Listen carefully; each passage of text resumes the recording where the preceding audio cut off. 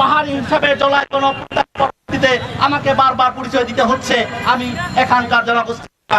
যারা প্রকৃত দোষী তারা এখনো ধরাছোঁয়ার বাইরে। জাতীয় নাগরিক কমিটির এক সদস্য এখানে সম্পৃক্ততা ছিল শাহাদাত। এই শাহাদাতকে চিহ্নিত ব্যক্তিরা আছে তাদেরকে করতে হবে, অতি দ্রুত বিচারের আওতায় দিন আনতে হবে।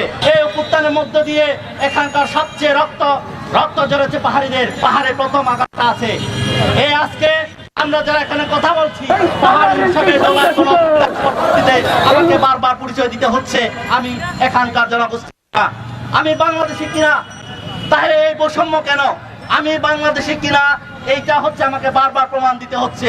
আমি যখন বারবার সম্পৃক্ততার কথা বলছি তারা জোর করে আমাকে বিচ্ছিন্নতার দিকে ঠেলে নিয়ে যাচ্ছে। বন্ধুগণ, যুদ্ধের পরবর্তীকালীন সময় থেকে যে উগ্র বাঙালি জাতীয়তাবাদ এখানে চেপে বসেছে, জুলাই গণঅভ্যুত্থানের পরবর্তীতা এখনো বিদ্যমান। গতকাল জাতীয় নাগরিক কমিটি একটা সমাবেশ করেছে নাম কোয়াস্তে। বুয়েটের ছাত্র শহীদ আরাবারকে হত্যা করার পর ছাত্রলীগ কিভাবে নাম কোয়াস্তে একটা মিছিল করেছিল তার প্রতিলক্ষতা আমরা দেখতে পেয়েছি। বন্ধুগণ, এখানে স্পষ্টত বৈষম্যহীন বাংলাদেশের যদি কথা বলতে চাই, সেখানকার পাহাড়কে বাদ দিয়ে পাহাড় সহ সমতলে অন্যান্য সংখ্যালঘু জাতি জনগোষ্ঠীকে আদিবাসীদেরকে বাদ দিয়ে এখানকার আপনি বৈষম্যহীন বাংলাদেশ করতে পারবেন না। যারা প্রকৃত দোষী তারা এখনো ধরাছোঁয়ার বাইরে। আমরা এও দেখেছি যে জাতীয় নাগরিক কমিটির এক সদস্য এখানে সম্পৃক্ততা ছিল শাহাদাত।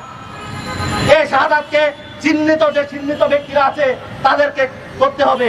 বন্ধুগণ, হাসনাত আব্দুল্লাহ একটি কথা বারবার বলেছেন যে এই অভ্যুত্থানের যে হামলাটা অন্যভাবে দায়ভার করার জন্য সারাক্ষণ বিদেশিদের কথা বলছেন। আমি স্পষ্টভাবে বলতে চাই, ঘরের ইঁদুর যদি বের কাটে সে বের টিকবে না। আপনারা সারাক্ষণ বিদেশ না করে ঘরের শত্রুকে চিহ্নিত করেন। ঘরের শত্রুকে চিহ্নিত করতে পারলে ঐক্য সংহতি এমনি চলে আসবে। দেশের মানুষ বারবার প্রমাণ দিয়েছে।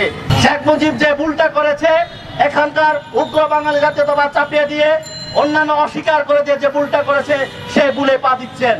আমরা স্পষ্ট বলতে চাই, এখানকার সরকার থেকে শুরু করে যারা প্রশাসনের মদত আছেন তাদেরকে বারবার বলতে চাই, আমরা দেখেছি অভ্যুত্থানের পরেও এই পুলিশের বন্দুকের নল জনগণের দিকেই।